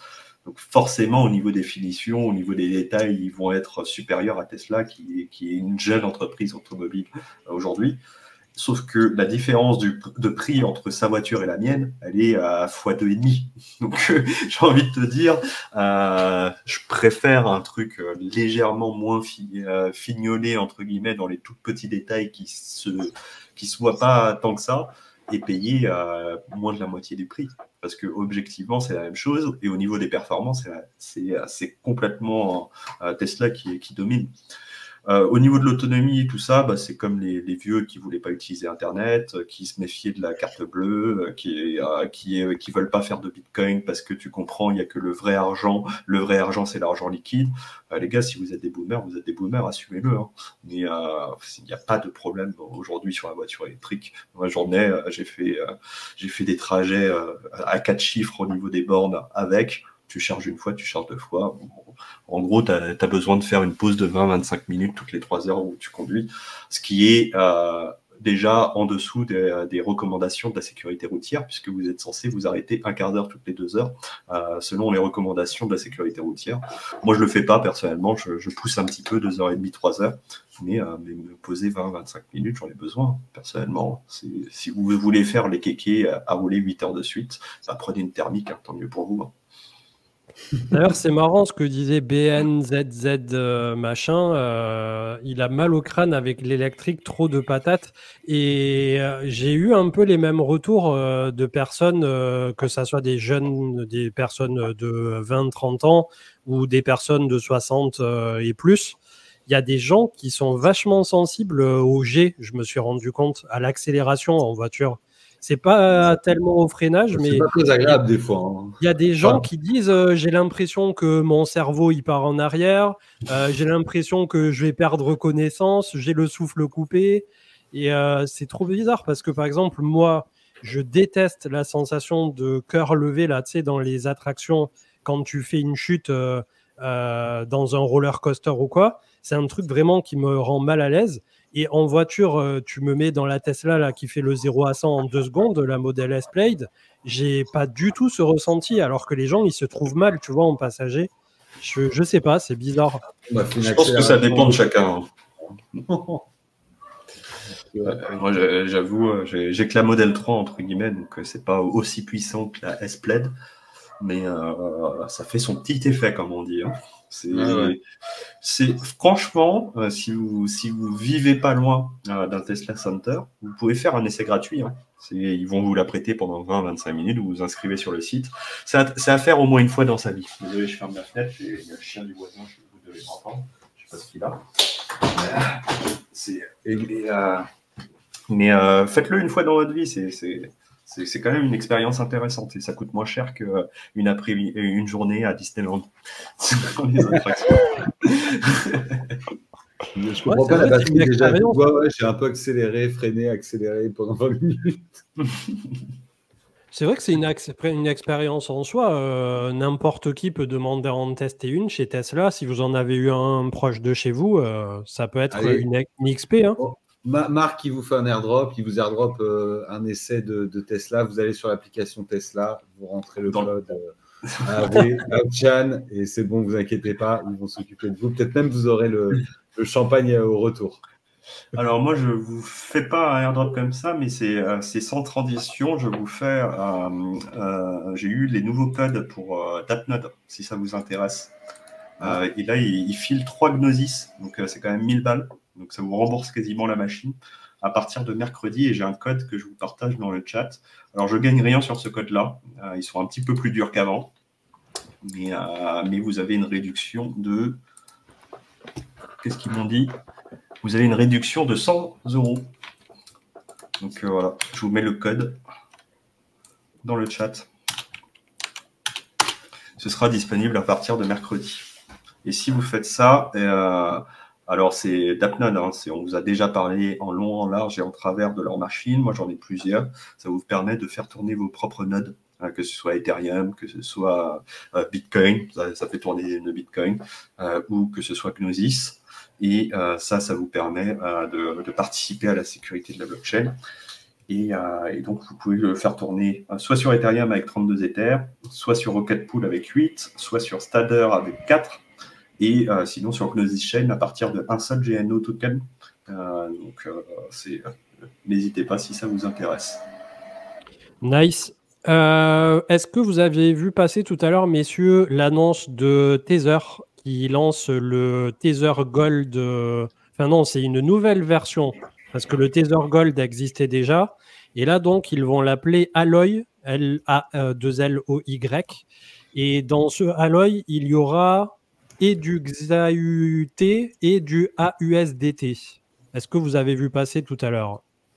Ouais, ils essayent désespérément de pousser un petit peu l'adoption du Tether Gold parce qu'il y a 0 demande. Genre, ça c'est régulièrement ils viennent me voir Tether pour voir est-ce que potentiellement AV, etc. Alors moi je leur dis toujours la même chose, hein, on est décentralisé et faites une proposition de gouvernance, mais a priori il y a tellement peu de demandes qu'il y a peu de chances que la gouvernance approuve le truc. Et c'est bizarre hein, parce que Tether c'est les dieux des stablecoins, mais le Tether Gold et l'Euro Tether c'est vraiment des trucs qui n'intéressent absolument personne. Le Gold c'est en termes d'usage. Alors, tu pourrais l'utiliser en collatéral, j'imagine. Oui, bah c'est ça l'intérêt. Mais comme personne ne va l'emprunter, ça ne va pas t'apporter de rendement dessus. C'est un peu comme le Bitcoin, en vrai. On a déjà le Bitcoin, en fait, qui fait ça. Bah voilà. Bon, l'avantage, c'est peut-être que l'or est moins volatile que le Bitcoin. Ouais, bah sur l'année, il a pris quand même 18%. Et effectivement, sur le mois, il en a perdu que 4%. Donc, c'est pas non plus pourri. Et là, ils utilisent ça en collatéral pour créer un stablecoin. Mais il faudrait déjà qu'ils utilisent la plateforme. Alors, ils ne travaillent pas avec nous, hein, donc c'est pas AV. Peut-être qu'ils vont réinventer à partir de rien un stablecoin. Mais je sais pas. C'est pas. Franchement, je suis pas hyper emballé par le projet. Ils essayent de se diversifier, tant mieux pour eux. Ils savent que, par exemple, sur les stablecoins, ils n'ont aucune chance d'être MiCA compliant pour l'instant. Donc, ils essayent de se lancer sur d'autres verticales parce que les stablecoins décentralisés, en tout cas qui sont produits sur la blockchain et qui n'ont rien à voir, et qui n'ont pas d'éléments off-chain. Alors déjà, c'est pas vrai parce que le Tether Gold, normalement, il a des éléments off-chain. Ce n'est pas concerné par MiCA. Mais, voilà. Je ne suis pas emballé par le projet. Qu'est-ce que tu penses du play Tether Gold, donc c'est bien régulé, c'est MiCA compliant, etc. Et tu le déposes en collatéral, comme ça tu peux emprunter du Tether de l'USDT. Et là, tu es tranquille. Pas emballé. Non, on verra bien. C'est un peu tiré par les cheveux. Ouais. Je suis pas. Après, on verra. Hein. C'est quand même un énorme acteur, Tether. Hein. Tu vois, je dis que c'est un échec, mais il y a quand même 500 millions de dollars de supply. Donc, il y a des gens qui en ont. Après, je sais pas où est l'argent. Mais... T'inquiète, d'ici 1 an ou 2 de plus, on aura converti Marc. Il achètera du gold un peu tous les mois et tout. On va en faire un gold bug. Ouais, non. Vraiment. On en reparle dans 30 ans, tu sais, avec l'âge. C'est des choses qui arrivent un peu plus tard dans la vie, je pense. Quand on aura passé la quarantaine, t'inquiète. Petit à petit, plus de cheveux blancs, plus de... Ah bah la barbe blanche arrive, hein, donc on y arrive petit à petit, vous inquiétez pas. Mais Cardano, comme ils disent dans le chat, a priori, on en est loin. D'ailleurs, comment va Cardano ? Allons regarder ce truc-là. Par curiosité, dans le chat, mettez +1 ceux qui détiennent de l'or physique. Non, mais je vais curieux de voir sur 400 personnes, il y a des gens par qui ont curiosité, mettez votre numéro de contribuable fiscal et votre adresse si vous avez de l'or physique. Non, mais ça va, c'est des pseudos sur Twitch, il ne faut pas abuser. Là, il y a quand même, tu vois, une dizaine de personnes. Quand même, hein. Bah, il y a un -1. Wayne, il a mis. -1, c'est qu'il n'a pas encore acheté, tu vois, mais il se tâte. Ah oui, vous êtes. Quand même. On a des gens la moyenne d'âge de la chaîne est assez élevée. Hein. Il y a quelqu'un qui c'est Napoléon sous son oreiller à l'EHPAD. Hein. Bravo, messieurs, mesdames. Ouais. Non, mais c'est intéressant, c'est cool, je trouve, de s'intéresser vraiment à tout. Et c'est un peu dans un portefeuille. Moi, l'or, c'est pareil. Hein, je ne vais pas acheter de l'or pour la performance ou quoi que ce soit. C'est un truc que je regarderai dans 10-20 ans ou peut-être même plus. Mais je trouve ça intéressant quand on se construit un portefeuille au global, un patrimoine, d'avoir un petit peu de tout au final. Alors après, ça peut paraître bizarre, hein, mais je sais pas. Moi, je suis allé à Dubaï 2 fois dans ma vie et à chaque fois, on pouvait acheter un petit lingot d'un dans un distributeur à l'aéroport. Donc peut-être qu'une fois, en rentrant, ce sera le bull market. Je serais allé à la conférence à Dubaï et en revenant, je me dis, en pensant à toi, CM, je mettrai ma carte bleue dans le distributeur, j'achèterai un lingot d'or à l'aéroport de Dubaï. Le jour où tu achètes un lingot, on fait un unboxing sur le live. Mais on croit que c'est une légende urbaine, mais ça existe vraiment. Si vous allez à l'aéroport de Dubaï, il y a vraiment tu peux acheter de l'or. C'est un concept. Ouais, Dubaï, après, ça a l'air d'être un délire. Hein. En France, visiblement, c'est un intérêt. Lord, je l'avais posté une vidéo entre nous là sur le Shannon Min. Apparemment, c'est exonéré de plus-value au bout d'une trentaine d'années, donc ça peut aussi avoir un intérêt patrimonial à ce niveau-là. Ah bah oui, trentaine d'années, c'est pas mal. Pour ta retraite, honnêtement, moi je trouve pas ça totalement déconnant. Non, alors objectivement, c'est dans 30 ans ma retraite, hein, ça y est, hein, je suis vieux, hein, donc j'ai fait plus de la moitié, les amis. Hein, objectivement, quoique d'ici là, la retraite sera à 75 ans. C'est vrai. Non, ton CCLF qui part, la retraite, elle est à 25 ans. Pas de politique. Après, au niveau de l'or, tu as différents niveaux. Tu as des pièces d'investissement, tu as des pièces à cours légal, etc. C'est très bien expliqué sur... comment ça s'appelle? Au Coffre.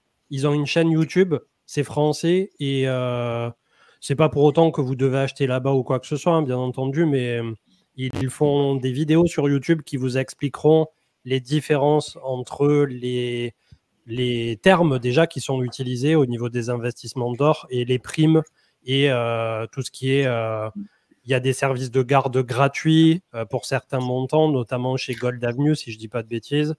Et voilà. Après, la plupart des gens qui achètent du gold en physique, quand même, souvent, ils aiment bien le garder eux-mêmes.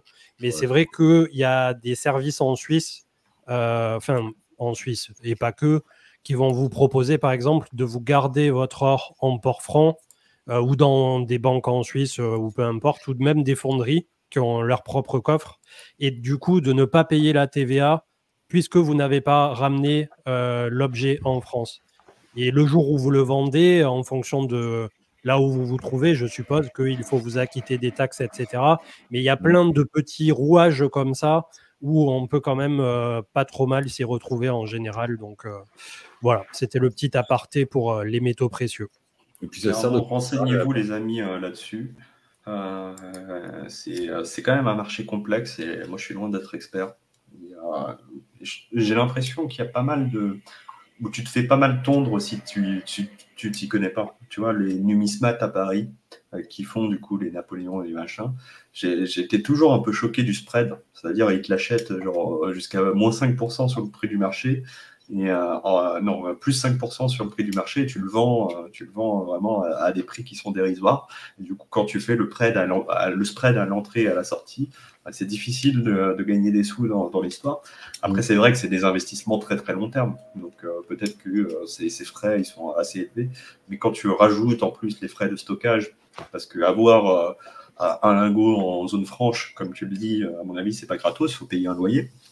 Ouais, ça dépend des montants, mais oui, un lingot entier qui aujourd'hui doit valoir 50-60 000 balles, tu dois déjà être hors sol par rapport aux droits de garde. Mais il y a des trucs qui, jusqu'à 10 000 euros à peu près, te permettent d'être zéro frais de garde, et franchement, c'est intéressant.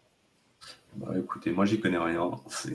Si ça vous intéresse, on en reparle dans un temps, quand je serai à l'âge de m'intéresser à l'ordre, les amis. On fera un stream, même si d'ici là CM n'existe plus, on se reconnectera un jour sur la chaîne et on vous dira « On vous avait dit !» J'avais gravé ma feed sur mon lingot. Bonjour. De l'or. D'ici là, on aura attaqué un pèlerinage pour retrouver notre santé mentale, ouais. Je sais pas où on en sera d'ici là, mais bon. J'avoue.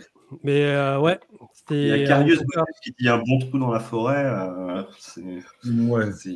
Ouais, je le conseille pas. Je sais plus, j'avais pas plus de sujets que ça, je pense. Pour ce soir, on en avait d'autres, mais j'avais rien trouvé de super croustillant. Je regarde si j'ai pas un petit truc de côté encore. Touk. Moi, je profite pour vous chiller l'émission sur la chaîne de Cryptost. On a parlé rapidement au début de l'émission. Elle est vraiment sympa. Donc, elle se regarde tranquille. Franchement, pourquoi je vous en parle? Parce que c'est la première fois que, tu sais, nous, on fait le même setup StreamYard depuis 3 ans. On est niveau 0 de la régie. Bon, on a des micros maintenant. Et on a tous des micros. Bravo Manu. Mais c'est le niveau maximum du professionnalisme dans la crypto. Les autres, c'est pas beaucoup mieux. Et c'est la première fois où tu as une émission d'un point de vue professionnel audiovisuel. Si vous les allez regarder, ils n'ont rien à rougir à ce que vous voyez à la télé. Et il y a eu, le mec a mis des petits plats dans les grands. Et ça fait du bien. En fait, c'est de l'entertainment, mais de qualité. Parce qu'il y a d'autres créateurs de contenu dans la crypto qui font un petit peu de l'entertainment, etc. Mais je trouve que c'est pas à ce niveau-là et ça fait du bien et c'est pour ça que j'ai envie de l'encourager parce qu'il pousse un petit peu la qualité dans notre écosystème au niveau de la production. Vous regarderez l'émission et vous me direz ce que vous en pensez la semaine prochaine. Ouais, très cool, ouais. Moi, j'ai bien aimé. Franchement, j'ai trouvé que ça passait nickel. Ça passe hyper vite, ouais. Ça dure 20 minutes et j'ai l'impression que ça a été fait en 5 minutes. Ah non, franchement, très sympa. Et je suis arrivé un petit peu en retard. J'ai juste pas entendu s'il y avait plein de gens qui avaient pris plein d'oseille sur Zcassing, quoi. Bah, il y en a un qui nous a dit dans le chat merci parce qu'il a pris 40K. Il a eu le max. Il y en a d'autres qui ont eu le max. Sur l'adresse principale, j'ai eu que le airdrop de Lens, là, le Bonsai. C'était quand même pas mal. Et sur mon adresse d'explorateur, j'ai pas eu le max, mais c'est pas mal. C'est pas la Tesla, mais c'est pas mal. Je vais pas me plaindre. Et tout. Non, mais moi, je voulais des dizaines de cas. Hein. N'oubliez pas de rendre l'argent, c'est pour ça que je vous en parle, bien sûr. Allez.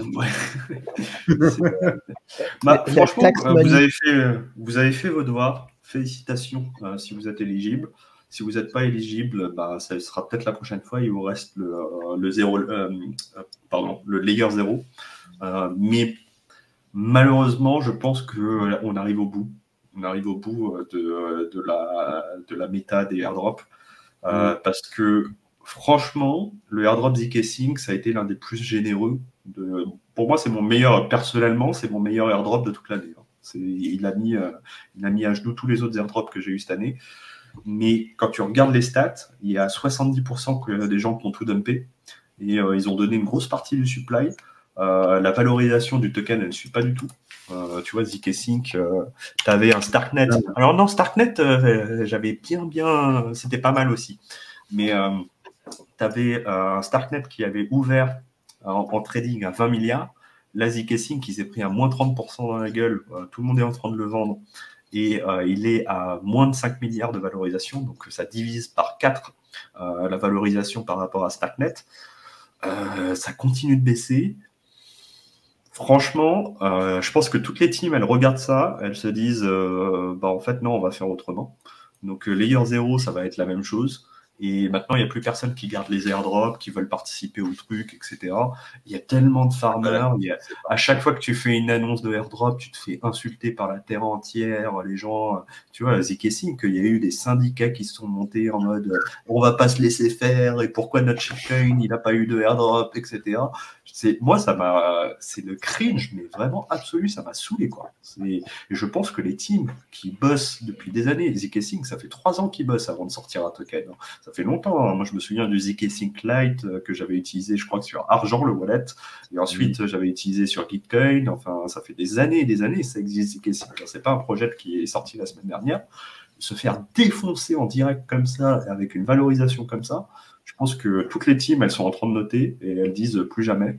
Donc, vous allez avoir Layer 0 ce mois-ci, très probablement. Mais les teams, elles vont trouver d'autres moyens de faire. Parce que les valorisations, elles ne tiennent plus. Le comportement des gens, il ne tient plus. Et encore une fois, putain, les airdrops, c'était le bonheur de la crypto. Depuis Uniswap, on a touché... moi, j'ai touché 6 chiffres. Hein, je vous le dis sans problème. Hein, quand tu mets bout à bout tous les airdrops que j'ai eus, j'ai touché des très, très, très belles sommes. On est sur plusieurs Tesla. Et j'en suis très content, et tant mieux. Il y a des gens qui ont fait mieux que moi. Mais c'est fini maintenant. Je ne vois pas comment ça peut perdurer maintenant que c'est devenu une industrie et qu'il y a des gens qui considèrent ça comme un travail. Donc voilà, on a scié la branche de l'arbre sur laquelle on s'était assis. J'ai vu un gars qui a reçu 3 millions de ZK, je crois, 85 wallets, etc. Effectivement, c'est plus exactement comme avant et ça devrait plus ou moins disparaître pour être remplacé par des choses comme par d'autres choses en tout cas. Non, mais clairement. Enfin, le airdrop pour le airdrop, c'est terminado, quoi. Maintenant, ils vont faire des points, enfin, même les points. Et en fait, moi, ce qui me rend riche là-dessus, par proxy, c'est des protocoles comme Pendle, qui bénéficient énormément du farming de points et de la spéculation sur les points et les airdrops. Si les airdrops, ça s'arrête, Pendle, je suis pas sûr que ça fasse un volume de fou. Donc ça, c'est peut-être le truc. Aujourd'hui, ça a une belle valorisation, Pendle. Hein. On est sur 2 milliards, je crois que j'avais regardé la dernière fois. Il s'est pris à moins 5% aujourd'hui, mais bon, 1,5 milliard encore. Il a fait x10 sur l'année. Je suis pas méga optimiste. Hein. Si les airdrops, ça s'arrête, les points, ça s'arrête, et forcément, ça va s'arrêter parce qu'on arrive un peu au bout de ce cycle-là. Qu'est-ce qu'ils vont aller trader dessus? Je suis pas sûr que les volumes soient aussi intéressants qu'aujourd'hui. Ouais, il y avait CryptoJuice qui disait qu'au niveau de la valo d'une crypto, est-ce que l'utilisation d'une blockchain est plus pertinente que l'utilisation même du token au sein de cette blockchain?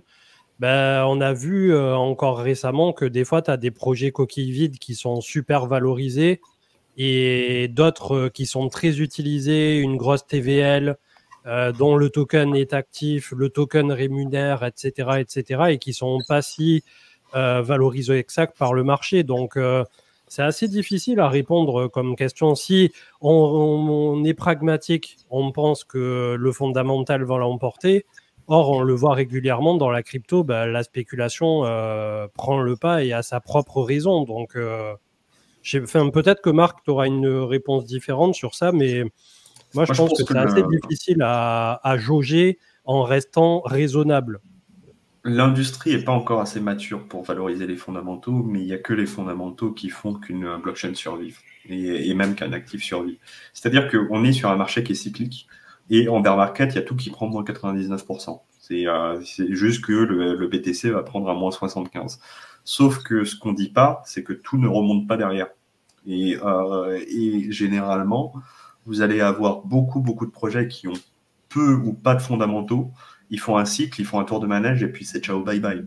Et on peut en citer pas mal où ils sont à la cave et ils restent à la cave et maintenant ils ne remonteront plus jamais et vous allez crever avec vos bagues si vous les avez gardées. Et moi aussi, hein, je suis aussi sur certains bagues, j'ai fait mon deuil dessus et puis on est allé au cimetière et on a fait une petite cérémonie. C'est comme ça, hein, ça fait partie du jeu de l'investisseur. Et il n'y a que les fondamentaux qui peuvent permettre à un actif de survivre à plusieurs cycles, je pense. Ou en tout cas, qui augmentent les probabilités. Cardano, ils ont plusieurs cycles et pourtant, il n'y a pas de fondamentaux. Hein, donc, il y a des exceptions à tout drague. Moins tu as de fondamentaux, mais que tu ne le dis pas, plus tu dures. Ouais, ça c'est autre chose. Le moins tu délivres et plus tu dures. Et il y a aussi une réalité, c'est que plus on va dans la maturité, plus les fondamentaux seront récompensés. Et ça, c'est quelque chose auquel je suis persuadé. J'ai beaucoup de mal avec... il y a une partie de la crypto que je considère nihiliste, dans le sens où ils se disent, de toute façon, tout est un scam, tout est spéculatif. Les mêmes coins, certes, ça n'a pas de fondamentaux, mais de toute façon, les fondamentaux sont aussi peu valorisés que ce qui compte, c'est les narratifs, c'est la hype, c'est le volume. Et du coup, on s'en fout, on est là pour spéculer parce que la crypto, c'est un casino. Moi, je peux comprendre ça, mais si la blockchain, c'est que de la spéculation, ça va pas durer. Au bout d'un moment, gardez même pas des bitcoins, quoi. Faites vos petits trades et sortez le maximum de dollars du marché et ne vous intéressez pas à la crypto. Je pense qu'on a quand même une plus-value technologique qui est intéressante. Quand on utilise la DeFi, moi j'ai dû faire un transfert en dollars à un client américain pour des raisons X ou Y. Ça a été un enfer, quoi. Les frais, c'est n'importe quoi. Et au final, j'ai convaincu la personne, alors que c'était pas une personne crypto, cette entreprise, de créer un compte Coinbase et faire USDC. En USDC, ça a été fait en 1 minute. Et ils m'ont envoyé un mail en disant « Mais putain, c'est trop bien votre truc. Ils ont créé leur compte Coinbase entreprise en une journée. Ils ont reçu les USDC dans la même journée et ils ont fait le virement. Alors, c'était pas un CH, enfin bref, les trucs américains. Ils ont fait le virement directement sur leur compte et ils l'ont eu crédité dans la journée. Ils ont dit la crypto, c'est le futur. Et c'est aussi pour ça qu'on travaille, tu vois. C'est les stablecoins, c'est vraiment le futur. La DeFi, c'est vraiment le futur, quoi. Et ça, on a un peu tendance à l'oublier quand on est trop dans le marché et qu'on est un peu nihiliste et qu'on a des memcoins, des Solana et non plus sur la commode. Mais excuse-moi, USDC, ça marche. USDT, ça marche. AV, ça marche. Curve, ça marche.